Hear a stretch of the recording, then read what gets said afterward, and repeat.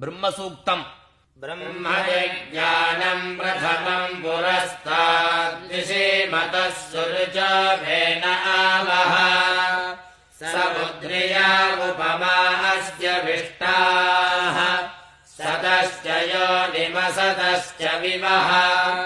पिता विराजा वृषभोरयीनाम्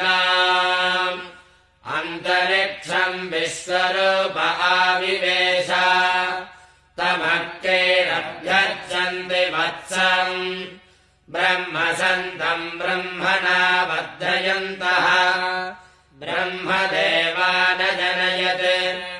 ब्रह्म विश्वमिदम् जगत् ब्रह्मणः क्षत्रम् निर्मितम्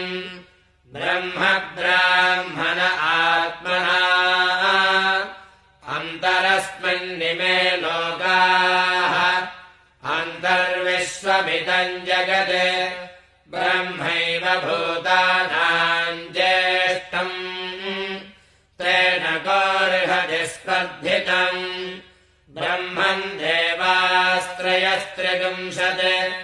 ब्रह्मण्येन्द्रः प्रजापती